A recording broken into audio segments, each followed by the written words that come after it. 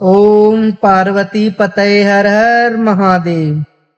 रविवार त्रयोदशी, रवि प्रदोष व्रत कथा। आयु वृद्धि आरोग्यता या चाहो संतान, शिव पूजन विधिवत करो दुख हरे भगवान।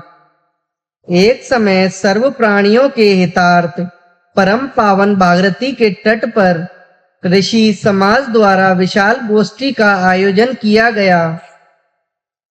विज्ञ महर्षियों की एकत्रित सभा में व्यास जी के परम शिष्य पुराण वेता सूत जी महाराज हरि कीर्तन करते हुए पधारे। सूत जी को देखते ही शौनक आदि 88,000 ऋषियों ने खड़े होकर दंडवत प्रणाम किया। महाज्ञानी सूत जी ने भक्ति भाव से ऋषियों को हृदय से लगाया था तथा आशीर्वाद दिया। विद्वान ऋषिगण और सब शिष्य आसनों पर विराजमान हो गए। मुनिगण विनीत भाव से पूछने लगे कि हे परम दयालु, कली काल में शंकर की भक्ति किस आराधना द्वारा उपलब्ध होगी? हम लोगों को बताने की कृपा कीजिए, क्योंकि कलयुग के सर्व प्राणी पाप कर्म में रत रहकर वेद शास्त्रों में विमुख रहेंगे। दीन जनक अनेकों संकटों से त्रस्त रहेंगे। हे मुनि श्रेष्ठ, कली काल में सत्कर्म की ओर किसकी रुचि ना होगी? जब पुण्य क्षीण हो जाएंगे तो मनुष्य की बुद्धि असत कर्मों की ओर खुद ब खुद प्रेरित होगी, जिससे दुर्विचारी पुरुष वंश सहित समाप्त हो जाएंगे। इस अखिल भूमंडल पर जो मनुष्य ज्ञानी होकर ज्ञान की शिक्षा नहीं देता, उस पर परमपिता परमेश्वर कभी प्रसन्न नहीं होते।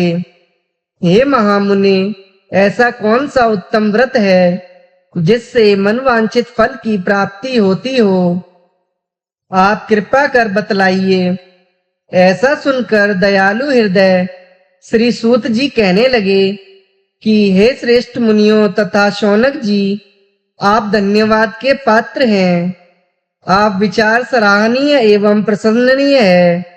आप वैष्णव अग्रण्य हैं, क्योंकि आपके हृदय में सदा परहित की भावना रहती है। इसलिए हे शौनक आदि ऋषियों, सुनो, मैं उस व्रत को तुमसे कहता हूँ जिसके करने से सब पाप नष्ट हो जाते हैं।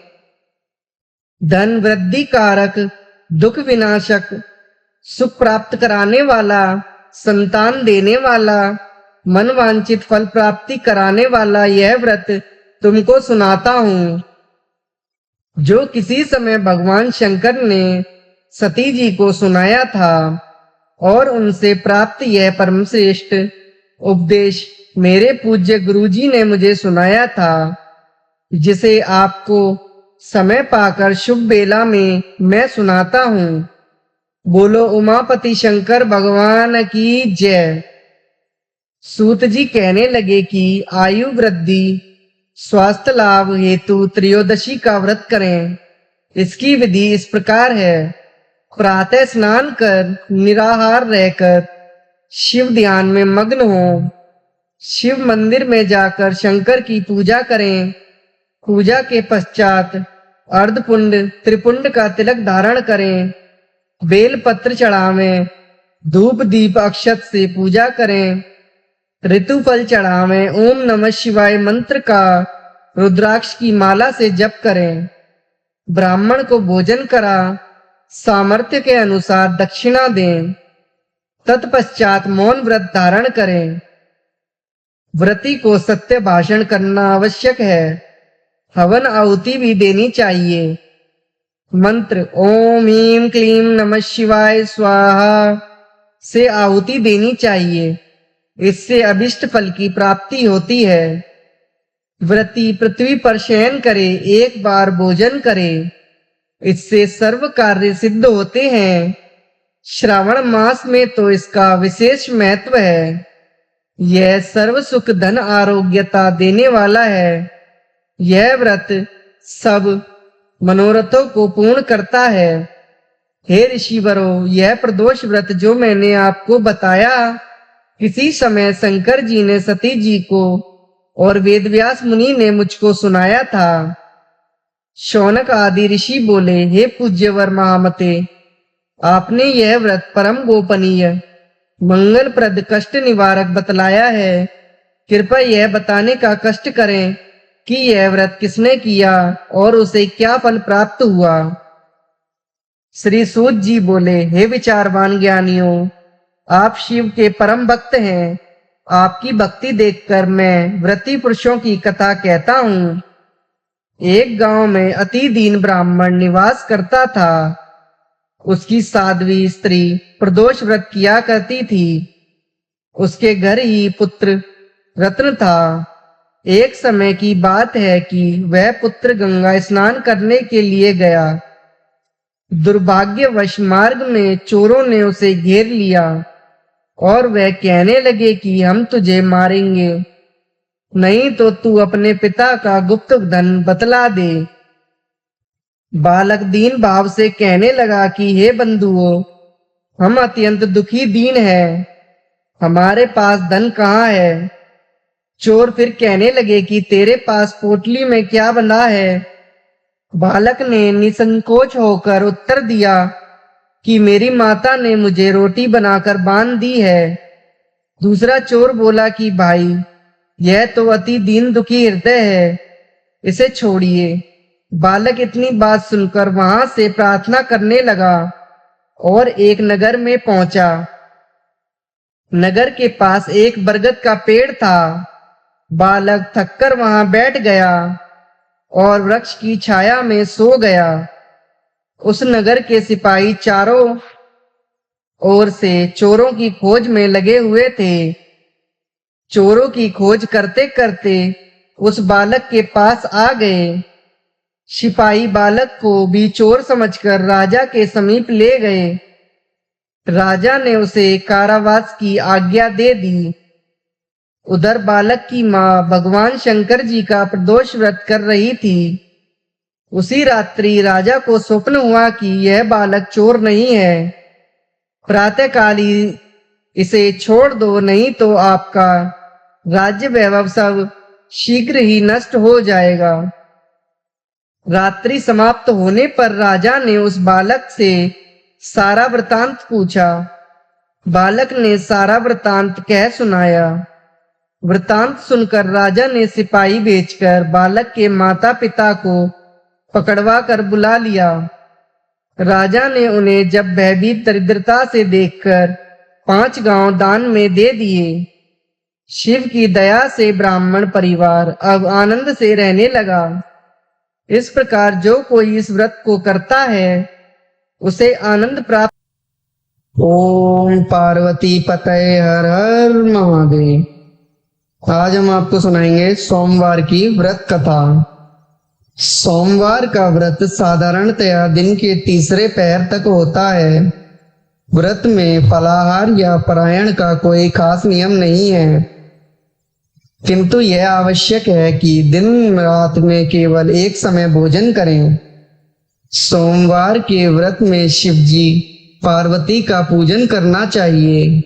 सोमवार के व्रत बड़ी श्रद्धा से करने चाहिए।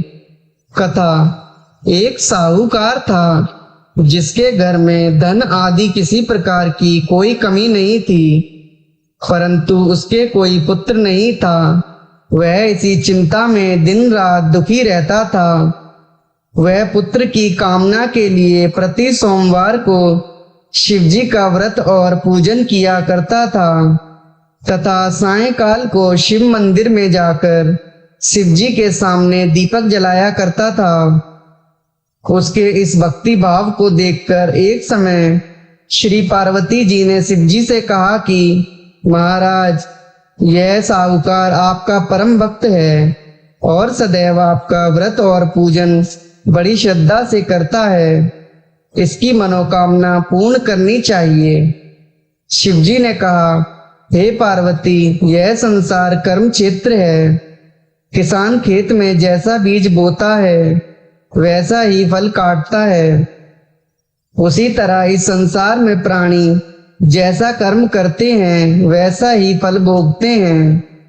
पार्वती जी ने अत्यंत आग्रह से कहा, महाराज, जब यह आपका परम भक्त है और इसको अगर किसी प्रकार का दुख है तो उसको अवश्य दूर करना चाहिए, क्योंकि आप सदैव अपने भक्तों पर प्रसन्न होते हैं और उनके दुखों को दूर करते हैं। यदि आप ऐसा नहीं करेंगे तो मनुष्य आपकी सेवा तथा व्रत क्यों करेंगे। पार्वती जी का ऐसा वचन सुन शिव जी कहने लगे, हे पार्वती, इसके कोई पुत्र नहीं है, इसी चिंता में यह अति दुखी रहता है। इसके भाग्य में पुत्र न होने पर भी मैं इसको पुत्र की प्राप्ति का वर देता हूँ, परंतु यह पुत्र केवल 12 वर्ष तक जीवित रहेगा। इसके पश्चात वह मृत्यु को प्राप्त हो जाएगा। यह सब बातें वह साहूकार सुन रहा था। इससे उसको न कुछ प्रसन्नता हुई और न ही कुछ कष्ट हुआ। वह पहले जैसे ही शिवजी महाराज का व्रत और पूजन करता रहा। कुछ काल व्यतीत हो जाने पर साहूकार की स्त्री गर्भवती हुई और 10वें महीने में उसके गर्भ से अति सुंदर पुत्र हुआ। साहूकार के घर में बहुत खुशी मनाई गई, परंतु साहूकार ने उसकी केवल 12 वर्ष तक की आयु जान कोई अधिक प्रसन्नता प्रकट नहीं की और न ही किसी को भेद ही बताया। जब वह बालक 11 वर्ष का हो गया तो उस बालक की माता ने उसके पिता से विवाह आदि के लिए कहा। तो वह साहूकार कहने लगा कि मैं अभी इसका विवाह नहीं करूंगा, अपने पुत्र को काशी जी पढ़ने के लिए भेजूंगा। अतः साहूकार ने अपने साले अर्थात बालक के मामा को बुला लिया।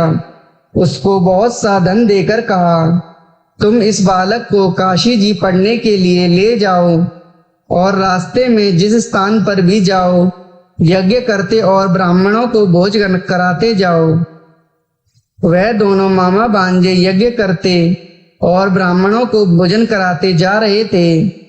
रास्ते में एक शहर पड़ा। उस शहर के राजा की कन्या का विवाह था और दूसरे राजा का लड़का जो विवाह कराने के लिए बारात लेकर आया था वह एक आंख से काना था। उसके पिता को इस बात की बड़ी चिंता थी कि कहीं वर को देख कन्या के माता पिता विवाह में किसी प्रकार की अड़चन पैदा न कर दें। इस कारण जब उसने उस सेठ के लड़के को देखा तो मन में विचार किया, क्यों न दरवाजे के समय इस लड़के से वर का काम चलाया जाए। ऐसा विचार कर वर के पिता ने उस लड़के और मामा से बात की तो वे राजी हो गए। फिर उस लड़के को वर के कपड़े पहनाकर घोड़ी पर चढ़ाकर दरवाजे पर ले गए और सब कार्य प्रसन्नता से पूर्ण हो गए। फिर वर के पिता ने सोचा कि यदि विवाह कार्य भी इसी लड़के से करा लिया जाए तो क्या बुराई है।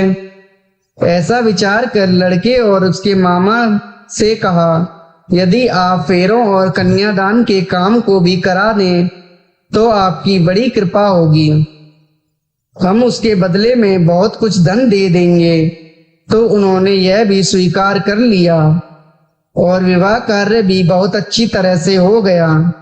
परंतु जिस समय लड़का जाने लगा तो उसने राजकुमारी की चुनरी के पल्ले पर लिख दिया कि तेरा विवाह तो मेरे साथ हुआ है, परंतु जिस राजकुमार के साथ तुमको भेजेंगे वह एक आंख से काना है और मैं काशी जी पढ़ने जा रहा हूँ। लड़के के जाने के पश्चात उस राजकुमारी ने जब चुनरी पर ऐसा लिखा हुआ पाया तो उसने काने राजकुमार के साथ जाने से मना कर दिया और कहा कि यह मेरा पति नहीं है, मेरा विवाह इसके साथ नहीं हुआ। जिसके साथ मेरा विवाह हुआ है वह तो काशी जी पढ़ने गया है।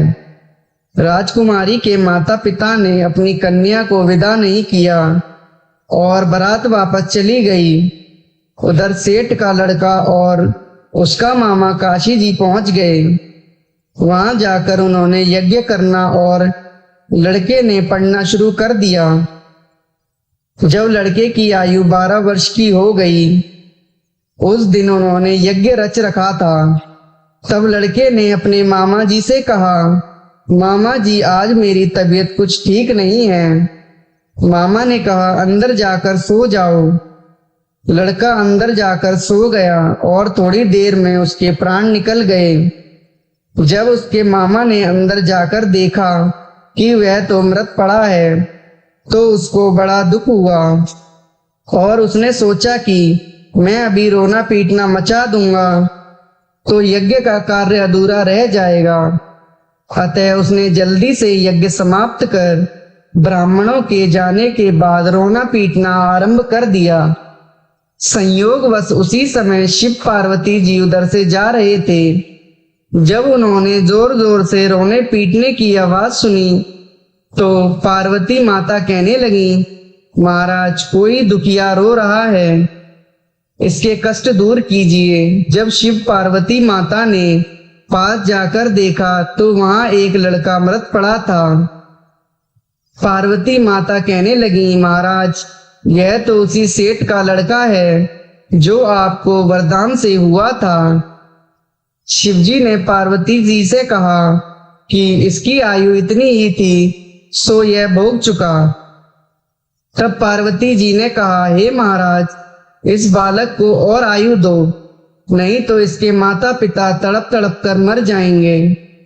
पार्वती जी के बार बार कहने पर शिवजी ने उसको जीवन वरदान दिया और शिवजी महाराज की कृपा से लड़का जीवित हो गया। शिव पार्वती जी कैलाश चले गए। शिक्षा पूर्ण होने पर वह लड़का और मामा उसी प्रकार यज्ञ करते तथा ब्राह्मणों को भोजन कराते हुए अपने घर की ओर चल पड़े। रास्ते में उसी शहर में आए जहां उसका विवाह हुआ था।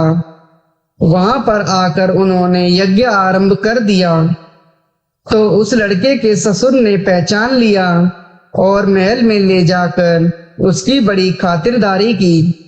साथ ही बहुत सा धन देकर दास दासियों सहित आदर पूर्वक लड़की और जमाई को विदा किया। जब वे अपने शहर के निकट आए तो मामा ने कहा, मैं पहले तुम्हारे घर जाकर खबर देता हूँ। जब उस लड़के का मामा घर पहुंचा तो लड़के के माता पिता घर की छत पर बैठे हुए थे और उन्होंने यह प्रण कर रखा था कि यदि हमारा पुत्र सकुशल घर लौट आया तो हम राजी खुशी नीचे उतर कर आ जाएंगे, नहीं तो छत से गिरकर अपने प्राण गंवा देंगे। इतने में उस लड़के के मामा ने आकर यह समाचार दिया कि आपका पुत्र आ गया है, तो उनको विश्वास नहीं आया। तब उसके मामा ने शपथ पूर्वक कहा कि आपका पुत्र अपनी स्त्री के साथ बहुत सा धन लेकर आया है। तो सेठ ने आनंद के साथ स्वागत किया और बड़ी प्रसन्नता के साथ रहने लगे। बोलो शिवजी महाराज की जय। दूसरी कथा। मृत्यु लोक में भ्रमण करने की इच्छा करके एक समय श्री भूतनाथ महादेव जी माता पार्वती के साथ पधारे। भ्रमण करते करते अमरावती नाम की अति रमणीक नगरी में पहुंचे। अमरावती नगरी के सब प्रकार से सुखों से परिपूर्ण थी। उसमें वहां के महाराजा का बनाया हुआ अति रमणीक शिवजी का मंदिर था। उसमें भगवान शंकर भगवती पार्वती के साथ निवास करने लगे। एक समय माता पार्वती प्राणपति को प्रसन्न देखकर मनोविनोद करने की इच्छा से बोली, हे महाराज आज तो हम दोनों चौसर खेलेंगे। शिवजी ने प्राण प्रिया की बात को मान लिया और चौसर खेलने लगे। उस समय उस स्थान पर मंदिर का पुजारी ब्राह्मण मंदिर में पूजा करने को आया। माता जी ने ब्राह्मण से प्रश्न किया कि पुजारी जी बताओ, इस बाजी में दोनों में से किसकी जीत होगी। ब्राह्मण बिना विचारे ही शीघ्र बोल उठा कि महादेव जी की जीत होगी। थोड़ी देर में बाजी समाप्त हो गई और पार्वती जी की विजय हुई। अब तो पार्वती जी ब्राह्मण को झूठ बोलने के अपराध के कारण श्राप देने लगी। तब महादेव जी ने पार्वती जी को बहुत समझाया, परंतु उन्होंने ब्राह्मण को कोढ़ी होने का श्राप दे दिया। कुछ समय बाद पार्वती जी के श्रापवश पुजारी के शरीर में कोढ़ पैदा हो गया, तो पुजारी दुखी रहने लगा।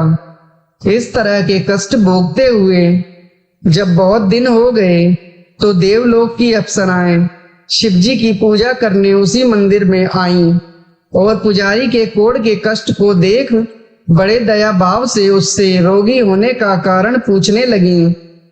पुजारी ने निसंकोच होकर सब बातें उनसे कह दी। तब वे अप्सराएं बोली, हे पुजारी, अब तुम अधिक दुखी मत होना, भगवान शिव जी तुम्हारे कष्ट को दूर कर देंगे। तुम सब व्रतों में श्रेष्ठ 16 सोमवार का व्रत भक्ति भाव के साथ करो। तब पुजारी अप्सराओं से हाथ जोड़कर विनम्र भाव से 16 सोमवार व्रत की विधि पूछने लगा। अप्सराएं बोली कि सोमवार को भक्ति के साथ व्रत करें, स्वच्छ वस्त्र पहने, आधा सेर गेहूं का आटा लें, उसके 3 अंगा बनवाएं और घी गुड़ दीप नैवेद्य पुंगी फल बेलपत्र जनेऊ का जोड़ा चंदन अक्षत पुष्प आदि के द्वारा प्रदोष काल में भगवान शंकर का विधि पूर्वक पूजन करें।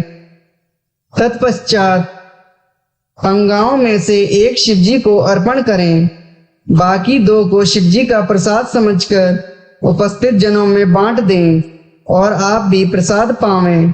इस विधि से 16 सोमवार व्रत करें।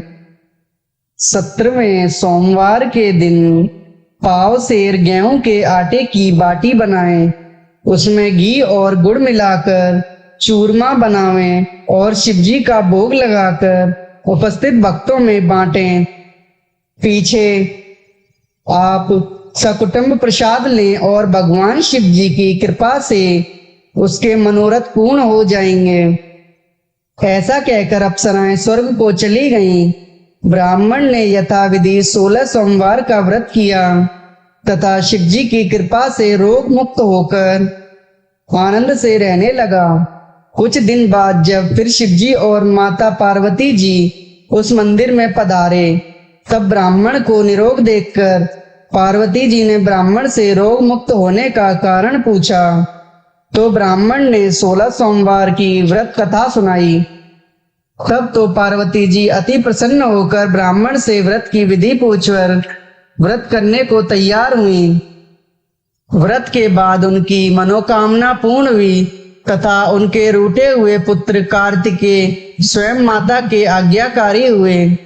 कार्तिकेय को अपने विचार परिवर्तन का रहस्य जानने की इच्छा हुई, तो माता से बोले, हे माता जी, आपने ऐसा कौन सा उपाय किया जिससे मेरा मन आपकी ओर आकर्षित हुआ। तब पार्वती माता कहने लगी, वही 16 सोमवार व्रत कथा उसको सुनाई। कार्तिकेय जी बोले कि इस व्रत को मैं भी करूंगा, क्योंकि मेरा प्रिय मित्र ब्राह्मण बहुत दुखी होकर परदेश गया है, हमें उससे मिलने की बहुत इच्छा है। तब कार्तिकेय ने इस व्रत को किया और उनका प्रिय मित्र मिल गया। मित्र ने इस आकस्मिक मिलन का भेद कार्तिकेय से पूछा, तो वे बोले, हे मित्र, हमने तुम्हारे मिलने की इच्छा करके 16 सोमवार का व्रत किया था। अब तो ब्राह्मण मित्र को भी अपने विवाह की बड़ी इच्छा हुई। कार्तिकेय से व्रत की विधि पूछी और यथाविधि व्रत किया। व्रत के प्रभाव से जब वह किसी कार्यवश विदेश गया, तो वहां के राजा की लड़की का स्वयंवर था। राजा ने प्रण किया कि जिस राजकुमार के गले में सब प्रकार श्रृंगारित हथिनी माला डालेगी, मैं उसी के साथ अपनी प्यारी पुत्री का विवाह कर दूंगा। शिवजी की कृपा से ब्राह्मण भी स्वयंवर देखने की इच्छा से राजसभा में एक और बैठ गया। नियत समय पर हथिनी आई और उसने जयमाला उस ब्राह्मण के गले में डाल दी।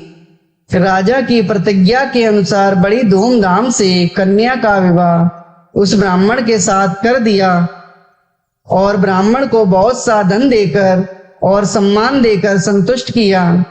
ब्राह्मण सुंदर राजकुमार राजकन्या पाकर सुख से जीवन व्यतीत करने लगा। एक दिन राजकन्या ने अपने पति से प्रश्न किया, हे प्राणनाथ, आपने ऐसा कौन सा भारी पुण्य किया जिसके प्रभाव से हथिनी ने सब राजकुमारों को छोड़कर आपको वरण किया? ब्राह्मण बोला, हे प्राण प्रिय, मैंने अपने मित्र कार्तिकेय के कथानुसार 16 सोमवार का व्रत किया था, जिसके प्रभाव से मुझे तुम जैसी रूपवान पत्नी की प्राप्ति हुई। व्रत की महिमा सुनकर राजकन्या को बड़ा आश्चर्य हुआ और वह भी पुत्र की कामना करके व्रत करने लगी। शिवजी की दया से उसके गर्भ में अति सुंदर, सुशील, धर्मात्मा और विद्वान पुत्र उत्पन्न हुआ। माता पिता दोनों उस देव पुत्र को पाकर अति प्रसन्न हुए और उसका लालन पालन भली प्रकार से करने लगे। जब पुत्र समझदार हुआ तो एक दिन उसने अपनी माता से प्रश्न किया कि माँ, तूने कौन सा व्रत किया है जो मेरे जैसा पुत्र तेरे गर्भ से उत्पन्न हुआ? माता ने पुत्र का प्रबल मनोरथ जानने के अपने किए हुए 16 सोमवार का व्रत को विधि के सहित पुत्र के सम्मुख प्रकट किया। पुत्र ने सब तरह के मनोरथों का पूर्ण करने वाला यह व्रत सुना तो वह भी इस व्रत को राज्याधिकार पाने की इच्छा से हर सोमवार को यथाविधि व्रत करने लगा। उसी समय एक देश के वृद्ध राजा के दूतों ने आकर उसकी राजकन्या के लिए उसे वरण किया। राजा ने अपनी पुत्री का विवाह ऐसे सर्वगुण संपन्न ब्राह्मण युवक के साथ करके बड़ा सुख प्राप्त किया। वृद्ध राजा के दिवंगत हो जाने पर ही यही ब्राह्मण बालक गद्दी पर बिठाया गया, क्योंकि दिवंगत राजा के कोई पुत्र नहीं था। राज्य का अधिकारी होकर भी वह ब्राह्मण पुत्र अपने 16 सोमवार व्रत को करता रहा। जब 17वां सोमवार आया तो विप्र पुत्र ने अपनी प्रियतमा से सब पूजन सामग्री लेकर शिवालय में चलने के लिए कहा, परंतु राजकन्या ने उसकी आज्ञा की परवाह नहीं की। दास दासियों द्वारा सब सामग्रियां शिवालय भिजवा दी और आप नहीं आई।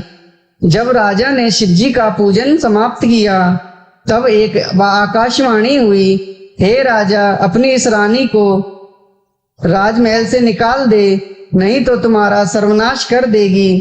वाणी को सुनकर राजा को आश्चर्य का ठिकाना नहीं रहा और तत्काल ही आकर अपने सभासदों को बुलाकर पूछने लगा कि हे मंत्रियों, मुझे आज शिवजी की वाणी हुई है कि राजा, तू अपनी इस रानी को निकाल दे, नहीं तो ये तेरा सर्वनाश कर देगी। मंत्री आदि सब बड़े विस्मय और दुख में डूब गए, क्योंकि जिस कन्या के कारण राज मिला है, राजा उसी को निकालने का जाल रचता है, यह कैसे हो सकेगा। अंत में राजा ने उसे अपने यहाँ से निकाल दिया। रानी दुखी हो भाग्य को कोसती हुई नगर से बाहर हुई। फटे वस्त्र पहने, भूख से दुखी, धीरे धीरे चलकर एक नगर में पहुंची। वहां एक बुढ़िया सूत काट कर बेचने जाती थी। रानी की करुण दशा देख बोली, चल तू मेरा सूत बिकवा दे, मैं वृद्ध भाव हूँ, मैं भाव नहीं जानती। ऐसी बात बुढ़िया की सुन रानी ने बुढ़िया के सिर से सूत की गतरी उठाकर अपने सिर पर रखी। थोड़ी देर बाद आंधी आई कि बुढ़िया का सूत सर से उड़ गया।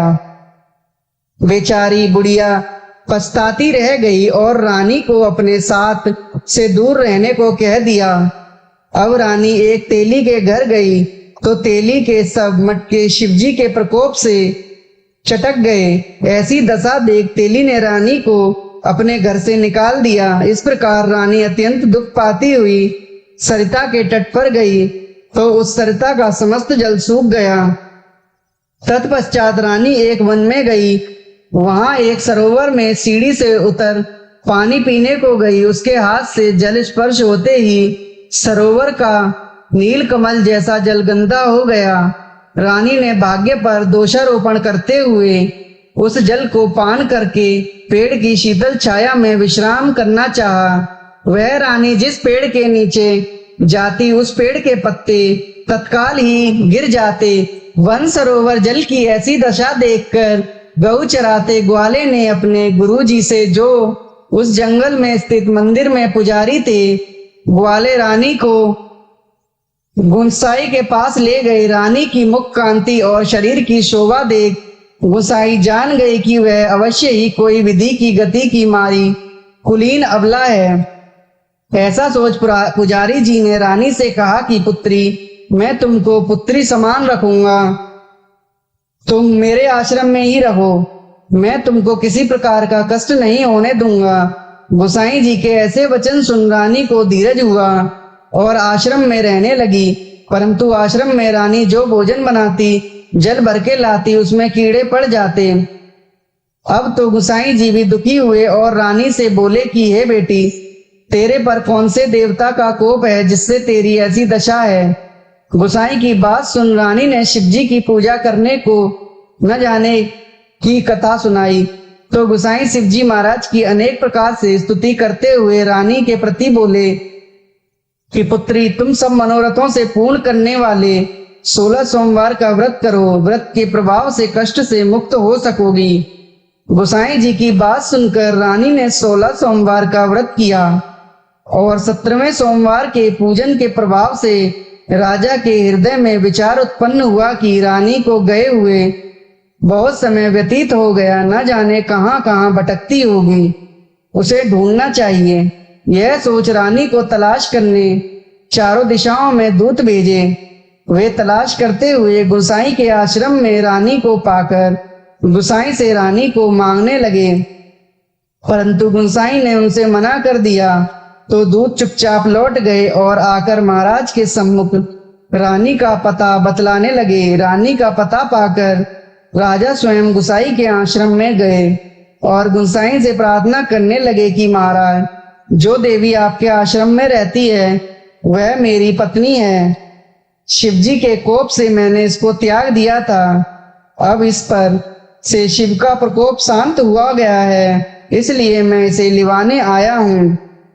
आप इसे मेरे साथ चलने की आज्ञा दे दीजिए। गोसाई जी ने राजा के वचन को सत्य समझकर रानी को राजा के साथ जाने की आज्ञा दे दी। गोसाई की आज्ञा पाकर रानी प्रसन्न होकर राजा के महल में आई। घर घर में मंगल गान होने लगे। पंडितों ने वेद मंत्रों का उच्चारण करके अपनी रानी का स्वागत किया। इस प्रकार रानी ने पुनः अपनी राजधानी में प्रवेश किया। महाराज ने अनेक तरह से ब्राह्मणों को धन आदि देकर संतुष्ट किया। इस प्रकार से राजा शिवजी की कृपा का पात्र हो राजधानी में रानी के साथ अनेक तरह के सुखों को भोग करते हुए आनंद से जीवन व्यतीत करने लगा। तब राजा और रानी 16 सोमवार का व्रत करने लगे और लोक में अनेकानेक सुखों को भोगने के पश्चात शिवपुरी को पधारे। ऐसे ही जो मनुष्य भक्ति सहित 16 सोमवार का व्रत, पूजन इत्यादि विधिवत करता है, तो वह इस लोक से समस्त सुखों को भोगकर शिवपुरी को प्राप्त होता है। यह व्रत सब मनोरथों को पूर्ण करने वाला है। बोलो शिवजी महाराज की जय, बोलो पार्वती मैया की जय।